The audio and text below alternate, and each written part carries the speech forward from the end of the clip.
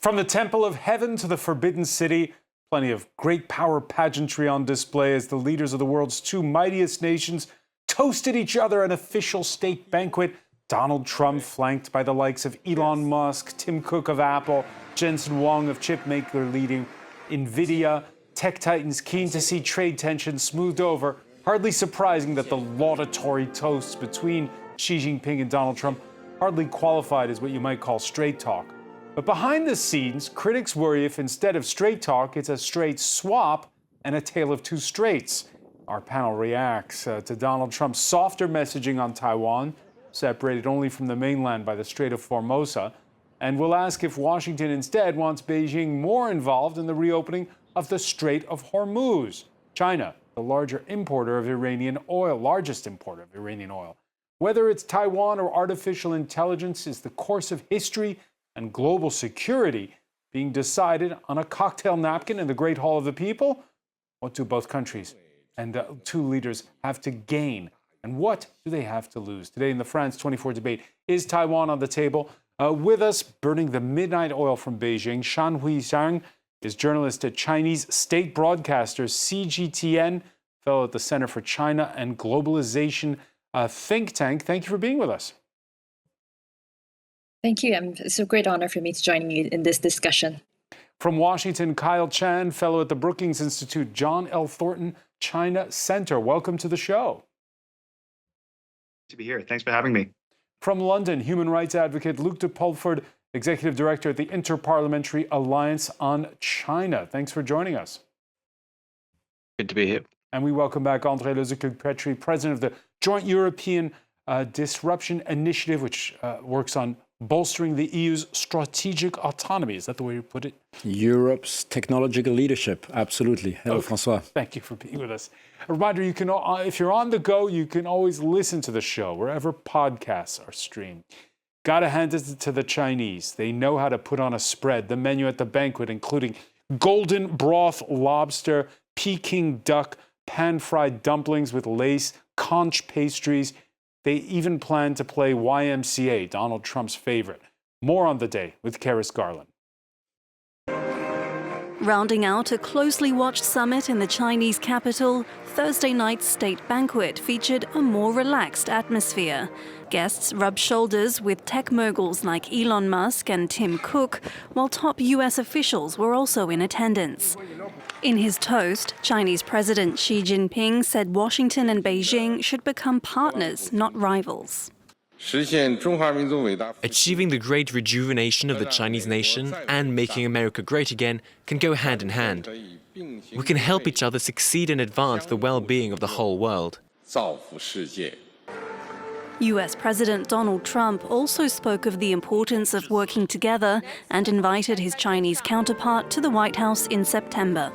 The American and Chinese people share much in common. We value hard work. We value courage and achievement. We love our families and we love our countries. Together we have the chance to draw on these values to create a future of greater prosperity, cooperation, and happiness. Under the surface, though, lies a host of unresolved trade and geopolitical tensions, with Taiwan looming large. During talks between the two leaders earlier in the day, Xi warned Trump that disagreement over the island could send relations down a dangerous path and even lead to conflict.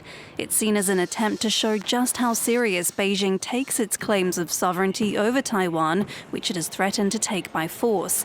The US recognizes only Beijing, but is required by law to provide weapons to Taipei for its defense. The Chinese president also praised progress in trade talks after tit-for-tat tariff hikes last year.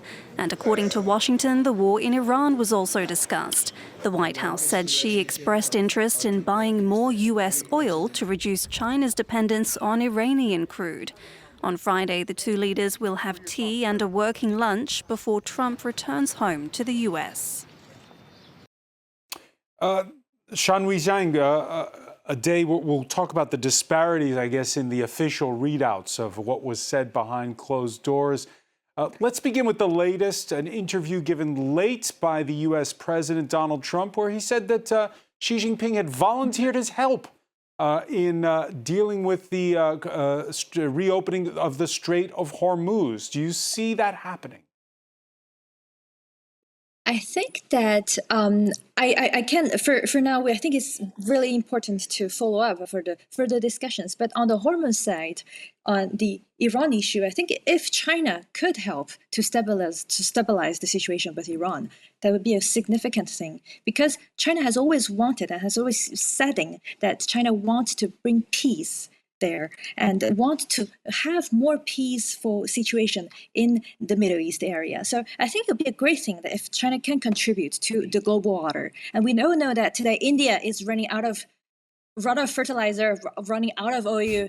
Even the Prime Minister Modi has publicly called the Indian people to moderate the fuel consumption. So we can see that this is not only impacting China and the US, it's about the whole world and its energy problem. So I think that it could be a great idea if China can be more influential to promote this peace talk in the Middle East. Why not?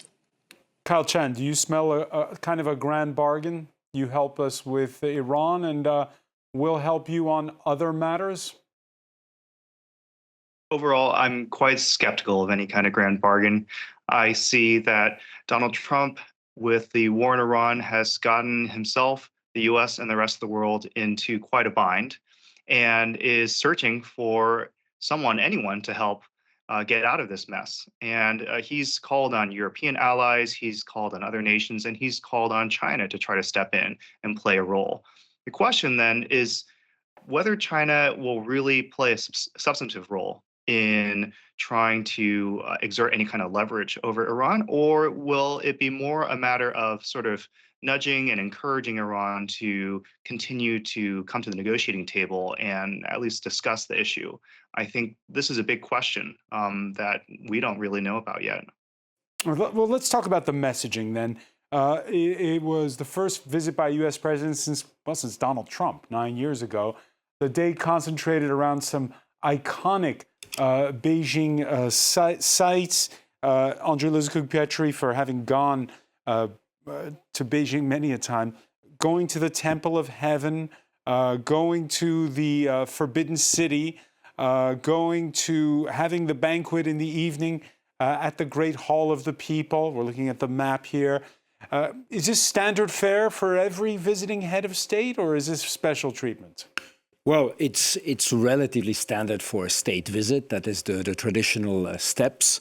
It's obviously an emperor style or a king style, the US would say, treatment. So I obviously, the first time Trump came, it was all about flattering him, like everybody else did and like the Europeans did too. You heard that clip, Xi Jinping talking about we can help make America great again too. No, I think it's very interesting. That's flattering, right? That's flattering, and it's really. I mean, they didn't know the president well a couple of years ago. Now they know him very well, and it's all about containing the kind of disruption. And you could also say that's this old Chinese saying: never disrupt an enemy or an adversary when he's making a big mistake. So I'm a little bit like Kyle Chan. I don't think there's going to be a great bargain because it's not necessarily in the interest of China that something big comes out of the deal. I think Trump has much more interest, commercial interest. We see that with a big delegation. But China is the biggest importer of Iranian oil. Yes, but obviously, it's very interesting to see how China, who imports 80% of its oil through Hormuz, has kind of reverted its position. Initially, it was seen as a country the most affected by this, but today it's kind of playing the role, and we heard that from the colleague from CGTN, a peacemaker, which kind of it's an irony, but it's a remarkable feat of Chinese diplomacy. We can just hope that strategy and pragmatism will prevail, and that all these optics, starting with Temple of Heaven and Forbidden City, will not be the only thing that Trump will achieve from that. All right, what our former White House correspondent was marveling at was to see Donald Trump reading from the script. He did so during the toasts. He did so throughout the day. He was reading from his notes. Now, this is not what he did at the beginning of the week. He was asked if he was going to bring up weapon sales to Taiwan. Trump saying he would, adding even though his Chinese counterpart would prefer not. Trump also said in those same remarks, you're seeing the images of him, we're 9,500 miles away. He's 67 miles. It's a little bit of a difference. That has supporters of Taiwan a bit on edge. When asked about Taiwan at the Temple of Heaven this Thursday, Trump coming down with a common case of selective hearing.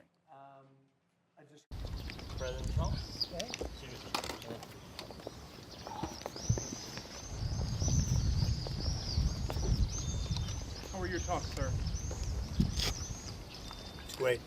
Did you talk about Taiwan, Great Mr. place. President? Incredible. China's beautiful. 特朗普总统说谈得很好。 I think, Luke de Pulford, it's pretty safe to say that Donald Trump heard the question. Yeah, I'm sure he heard the question. It's an extraordinarily delicate discussion, so I can see why he's trying to avoid it. I think it is important to underline that we are seeing, I think, progressive escalation in Beijing's rhetoric, but also the diplomatic posture towards Taiwan.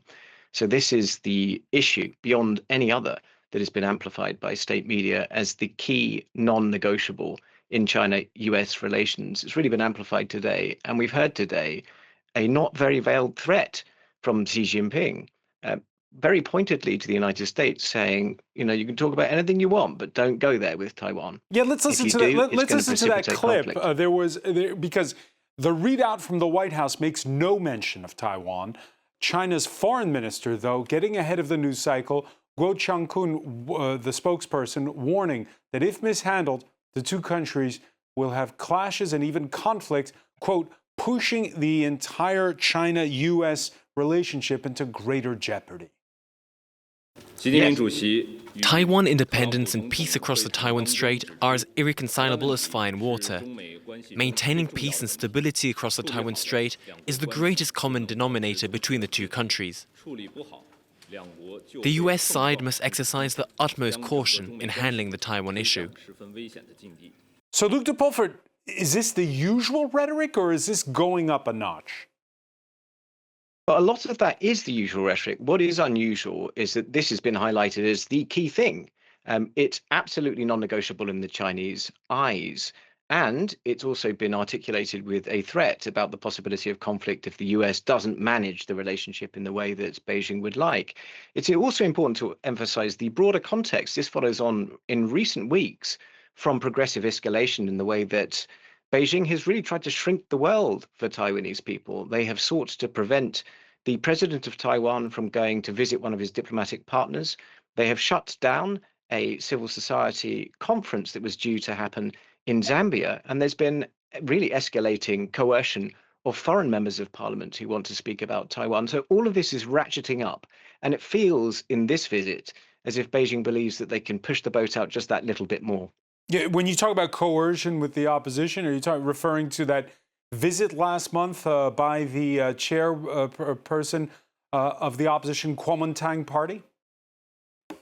No, I wasn't talking about that. I was talking about lawmakers around the world who are increasingly finding themselves threatened by the Chinese ambassadors in their own countries, telling them what they can and cannot speak about regarding Taiwan. So this is something which has got worse in previous years and particularly in recent weeks. So there have been a number of examples of escalating coercion, which have to be the context through which we view this. Clearly, China is deciding to ratchet up its efforts around Taiwan diplomatically in lots of different ways, including literally trying to prevent Taiwanese from going and participating in civil society conferences. And is Donald Trump offering daylight in his, because on the one hand, there's his, you could call it clumsy messaging if you're someone who supports Taiwan. On the other, U.S. military aid to Taiwan, it hasn't been signed off on yet for this year, but last year it shot up. Well, I think the clearest indication we get is probably from Marco Rubio's interview after the meeting, and Rubio was pretty clear about it. He said our position has not changed. Obviously, it's been raised. Obviously, it's a priority for the Chinese, but the US position has not changed. I think we could attach too much to Trump's rhetoric itself. I think it's probably easier to understand that through what he would see as the art of the deal. saying nice things and perhaps throwing out a few comments that are going to be well received by the Chinese, they do not necessarily translate to policy change. And we certainly haven't seen any movement on Taiwan yet. Shanhui Zhang, let me ask you about this because I know that Chinese authorities had to kind of bend the rules to allow the U.S. Secretary of State to visit since there was a ban on Marco Rubio coming from his days as a senator when he made hawkish statements on Taiwan. When they see the U.S. delegation, do Chinese people focus on Trump or Rubio?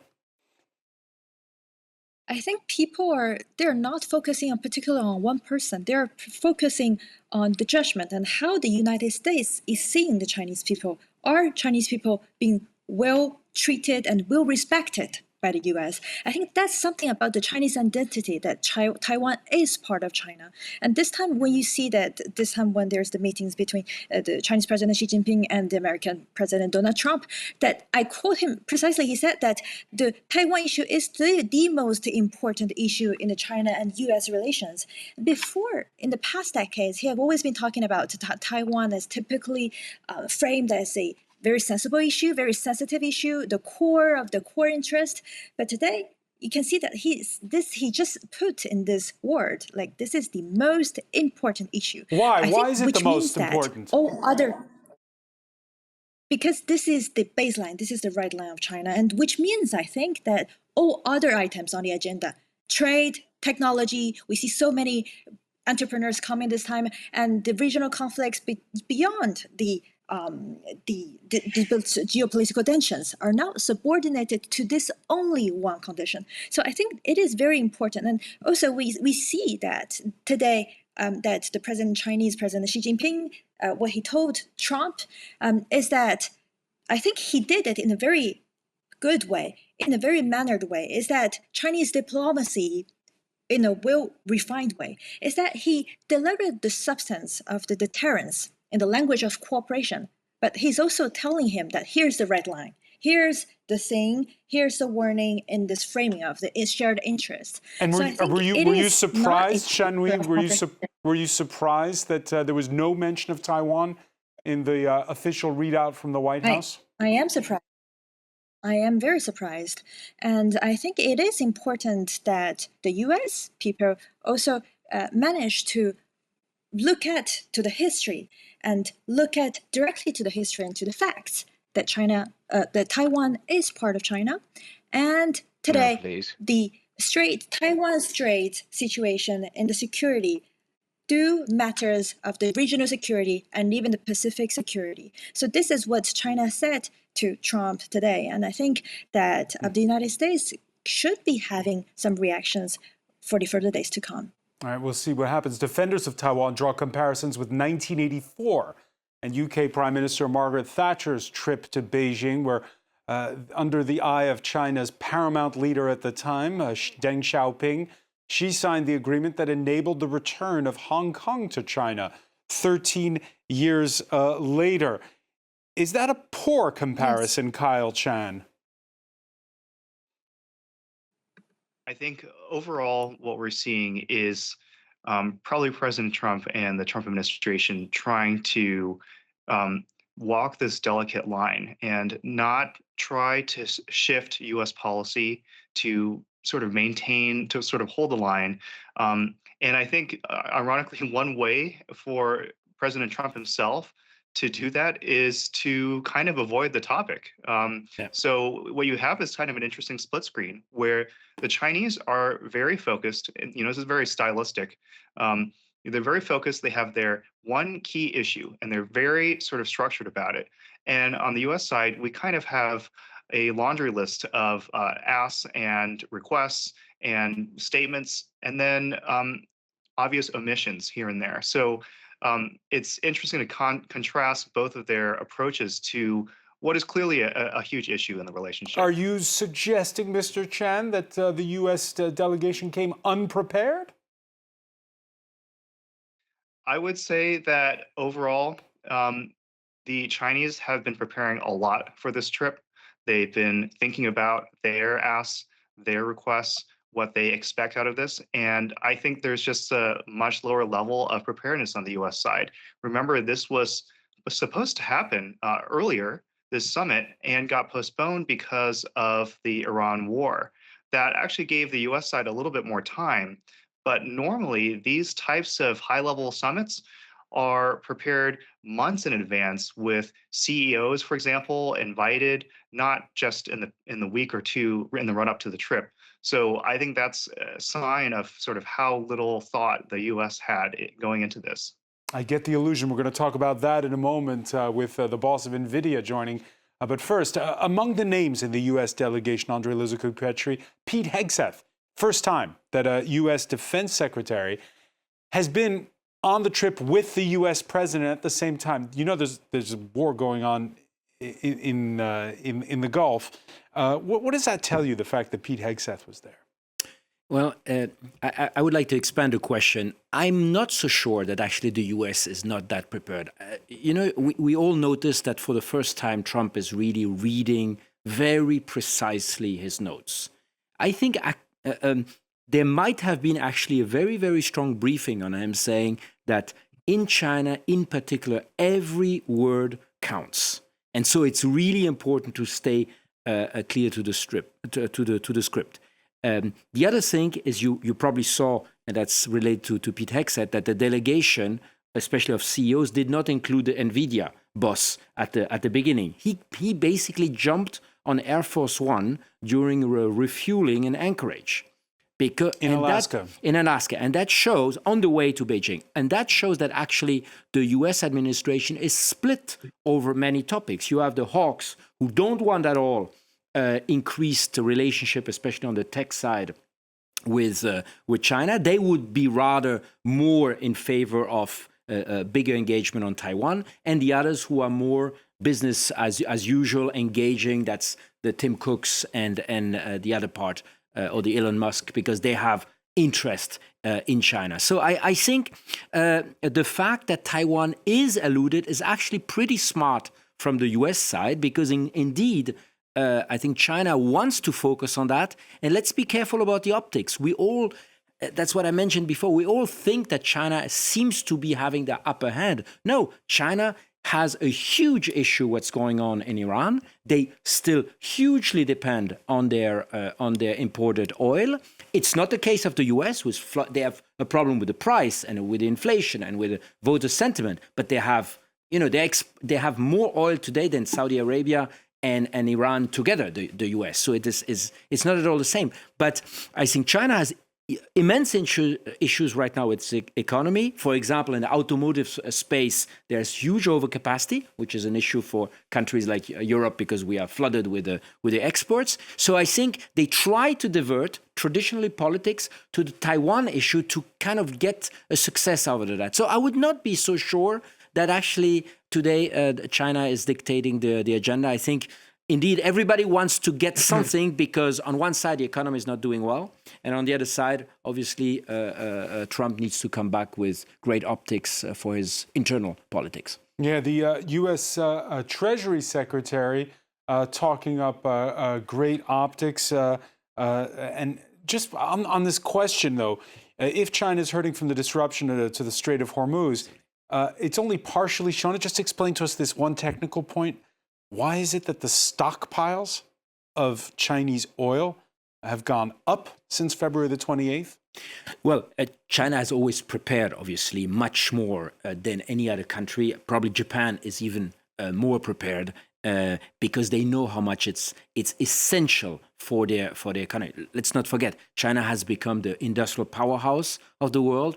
We estimate that approximately 38 to 40% of all produced goods. So this is requiring a lot of energy.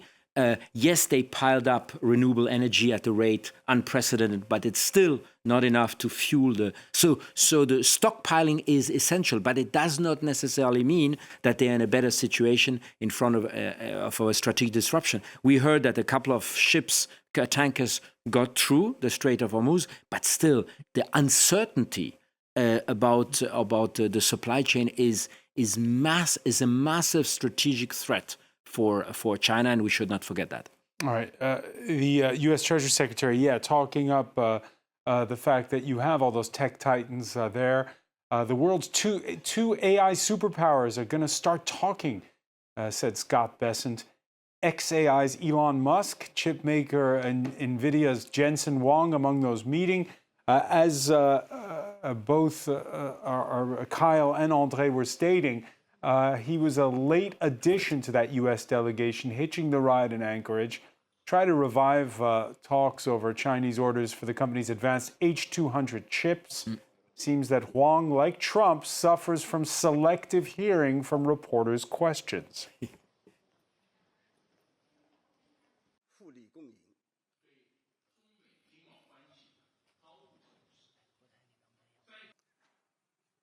Meeting's going. Meetings were excellent. Are you hoping to be able to sell your chips, yeah? Will you be able to sell your chips? President Trump were incredible. Thank you. All right, Xi and Trump were incredible. Kyle Chan, let me ask you about this because the Reuters news agency reporting that there had been some kind of deal for these advanced H200 chips, which are so important for AI, and yet the Treasury Department in the U.S. refusing to confirm it. Where do things stand? Yeah, it's unclear right now. So, where we last left this, Trump had relaxed some of the export controls on these advanced AI chips that are needed to power the most powerful foundation models. And he had allowed for the sale of these H200s to China. But the thing is, the Chinese side seems to have not agreed to allow their import. And remember, this is all happening against the backdrop of China's own efforts to develop a more self-reliant and robust domestic semiconductor industry. So they want to also have the ability to produce the chips themselves, not just to buy them from the United States. So this is still a big question. Chinese AI companies, they certainly want the chips, but does Beijing and will Beijing allow them? Should they allow them? Shanhui Zhang. I think that China has always been wanting to buy things from the US, especially for this semiconductor.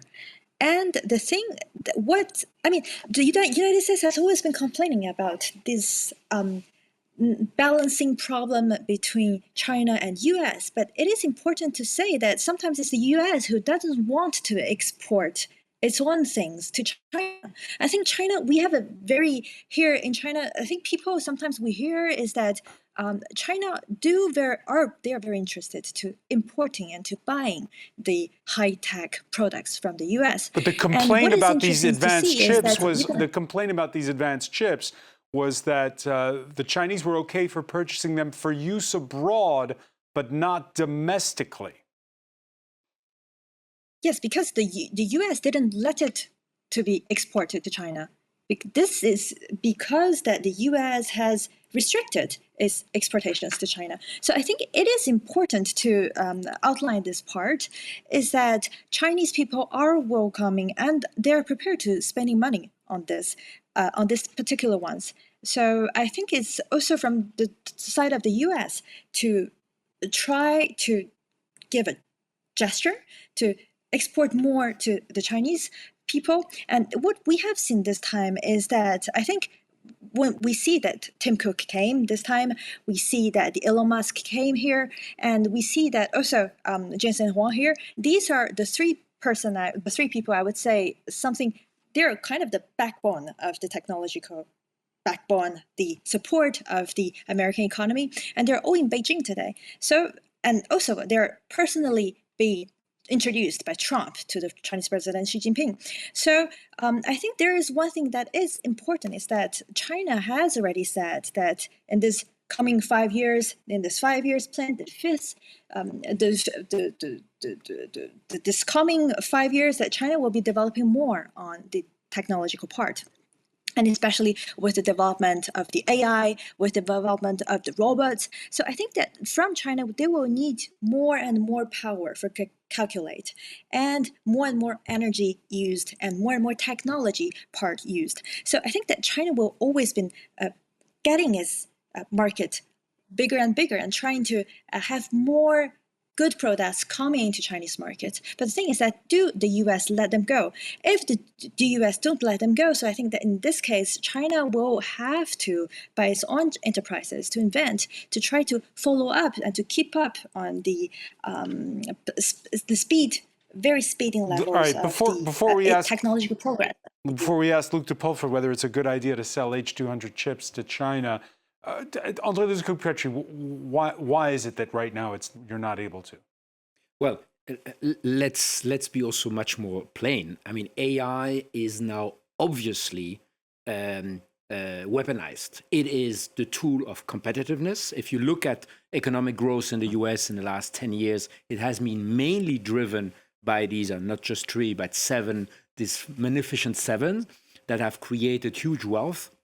So AI is one of the drivers of that. Second thing, we saw that in the first days of the Iran war, that AI has completely changed the way war fighting is done. I mean, the way the US planified 1,000 sorties the first day with a fraction of the people involved and in a very precise way is AI powered. And you have a lot of the companies, the AWS, the Palantir, who are engaged in that. So it's, I think, legitimate for, you could call that the ITAR rule. It's legitimate that the most advanced technology are on export control. All countries do that. China does that, the US does that, the European do that.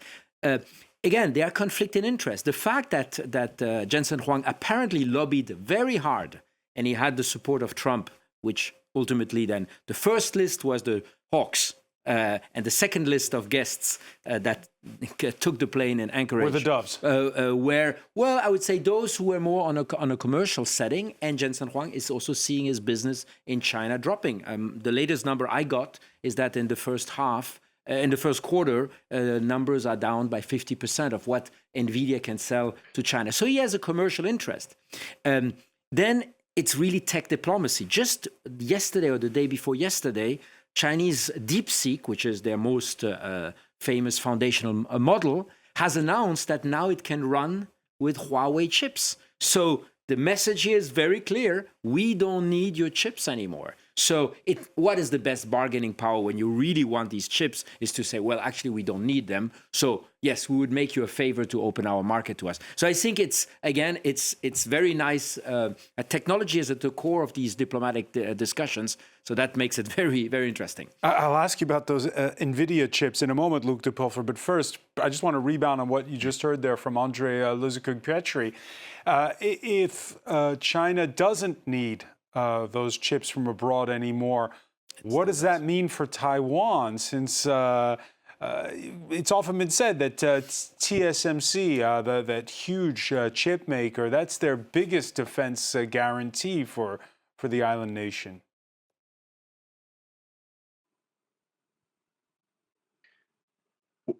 Well, I think that Taiwanese dominance of advanced chip production is not likely to be overtaken by anybody anytime soon. So I don't think that is realistically in prospect. People's fear around Beijing's growth and increasing development in AI has more to do with a shift in global technological governance. If Beijing were not an authoritarian, some would even argue totalitarian system, people wouldn't be worried about it. They're worried about the export of techno-authoritarianism, about the embedding of ideological biases, about standards being set that act as market barriers for the rest of the world, as was rightly mentioned by another panelist. There are so many reasons to be deeply concerned about China's rise in AI. But I do, if I may, briefly want to respond to something that was said earlier. We've moved on slightly. Go ahead. By the representative who's come on from the Chinese state broadcaster CGTN, which, by the way, was banned from the United Kingdom for broadcasting forced confessions. She said that Taiwan is a part of China, and I believe that somebody has to have the opportunity to respond to that. The cold fact is that Taiwan has never been a part of the People's Republic of China. And indeed, can if you want to dig back into history, one at a time. If you want to dig back into history, you could argue that the Dutch have as much claim to sovereignty over Taiwan than the People's Republic of China do. We shouldn't hear this kind of stuff said without challenge. It's not true. The Taiwanese people do not want it. They're a self-governing island. Shan Weishang. What if I respond to this? Yes. So it is very important to know the international law is that there's a crucial distinction between administrative jurisdiction and a sovereignty over Taiwan. So although the mainland China does not currently exercise the administrative jurisdiction over Taiwan, it is no way means that the mainland China does not hold the sovereignty over it. It's the same thing. For example, take Hong Kong, for example. The UK governed the Hong Kong for many years, but in the end, it returned its territory to China. So the very act of returning it, I think itself, means there's an acknowledgement that the British government, at that time the UK government, understood the principle perfectly. And the another example Hong Kong is that, not the same as Taiwan. take what happened between Japan and Russia. So Japan has lost administrative control to its northern territories, which are today administrated by Russia. Yet today, no Japanese citizens would ever concede that these islands are not Japanese territories. So it's the same thing. It's the same thing, and it's very important to see there's a difference. There's a very crucial and important difference between the sovereignty and the jurisdiction. Even if I don't have the sovereignty, there could be, even if I don't have the jurisdiction power, I still have the sovereignty power on Taiwan. So that's, I think, the Chinese logic. And this is why China has always been said that Taiwan is part of China. That's why, because Taiwan has always been the Chinese sovereignty. All right, the difference of opinion there. Andrei Luzhkou-Petri, we've seen that Japan's prime minister has been raising red flags. Takashi Sanae, who says that if there's a move for Taiwan, it's going to be a direct security threat for Japan itself. No, absolutely. And it was one of the reasons why also her popularity shot up, and she won the last elections by a landslide. She said that the Taiwan was existential. How much sway does she have after her recent visit to Washington over Donald Trump, as he's right now in China? Well, who has any influence over Donald Trump? That's a good question. But it seems that today the Japanese, I would say, influence has not prevailed yet in terms of list. I mean, this is the reason why also Huang is part of the delegation and part of the administration is going to that. But I would like just to add 2 points on the Taiwan topic and on the technology angle to it. Number one, let's also see that the embargo that happened, for example, in 5G equipment on Huawei, actually today it's a fact that it backfired because it basically accelerated the innovation efforts of China. So just embargoes or restricting sales is not always the right solution, because you actually get sometimes the opposite result. And the second thing, which worries me a little bit, there was always this argument, and you mentioned it yourself, some kind of a Taiwan's semiconductor industry is the life insurance. I use that term for a long time. Well, actually, this is weakening. I just give you one number. The original investment of TSMC, the Taiwanese semiconductor company. They've just announced record demands, by the way. Absolutely. In Arizona, it started at $12 billion. Now we are at $165 billion. It's the largest greenfield investment in the US in history. That means you are still dependent on the latest nodes, like somebody was saying, like one of the colleagues was saying, the N2 and the R&D is in the heads of Taiwanese engineers. But this argument of a life insurance is weakening, and increasingly Apple will produce its most advanced chips in Arizona or in Japan and not anymore in Taiwan. So I think we may be at the tipping point where, unfortunately, depending on the position you are coming from an ideological point of view, the strong position of Taiwan is weakening. And I think that is something we need to realize. By the way, the gap between the United States and China continues to narrow when it comes to artificial intelligence. We can show you Stanford University's latest survey of how top-performing AI models fared. Anthropic's Claude Opus compares to Byte. This is the parent company of TikTok's latest version of Dola Seed. And you can see that gap is narrowing, Kyle Chan. Embargoes, you just heard the words of Andrei Luzhkou-Petri. Embargoes don't work. In fact, they backfire.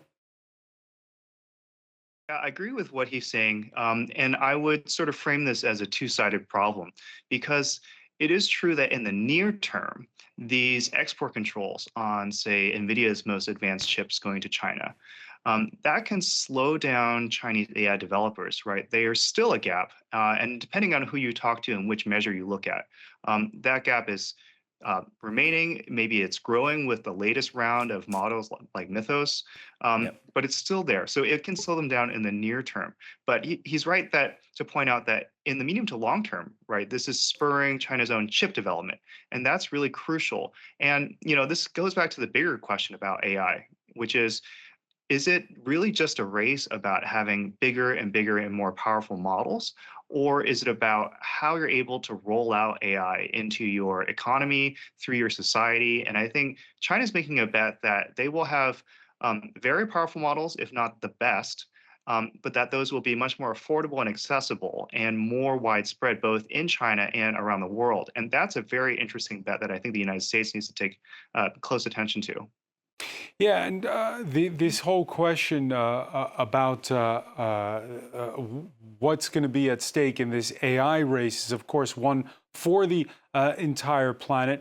Of course, there's another question, one that we should have broached at the outset. What do the locals make of the state visit and of their leader's guest of honor? The Reuters news agency took its camera and its microphone to the streets of Beijing. Trump sometimes goes back on his word, but I hope this meeting with President Xi will yield a good outcome. He's a controversial figure, but honestly, my impression of him isn't that great. Speaking very realistically, because he's always changing. All right, Shanhui Zhang, I hear some skepticism there. But we heard Radio France's Beijing correspondent stating this morning in his reporting that whatever they think of Trump, they prefer him to Biden. Is that true? I think what you have shown is that two Chinese people talking about their impression about Trump. It is true. I mean, that in a certain way, the Chinese audience at this time, you can see there is a very strategic awareness, and there's also a very unexpected warmth when you talk about Trump, and when you see also all those details. So what I did yesterday was that on my way back to home from work in the evening, so I cycled passing beside the hotel where Donald Trump would be staying. There was already a crowd there, very attentive, very welcoming. So I think that Chinese people have never forgotten the frictions of the recent years, and they believe that some of the American decisions are unjust to the Chinese people. But there is also a deep consensus running through Chinese society is that when the China and US getting along well with each other, both people are better off. So I think it is important to see that here there is a psychology for Chinese people that they are aware of what's happening. But on the same time, they want to show their generosity. They want to show their positiveness. We're out of time. Do they prefer Trump to Biden? Well, first, it's very interesting to see how China is portraying itself as the nation of predictability, which in this world is probably even more or as important as the soft power. And secondly, Trump, as I said, can go according to either the hawks or the doves. So I think, yes, they prefer Trump because they think that they can contain him. Biden had probably a more strategic agenda on repositioning U.S. in a confrontation to China directly. We'll have to leave it there. Andre Lizakuk-Petre, I want to thank you. I want to thank as well Kyle Chan for being from Washington, Shanhui Zhang for burning the midnight oil from Beijing for being with us, and Luc de Pulford for being with us from London. Thank you for being with us here in the France 24 debate.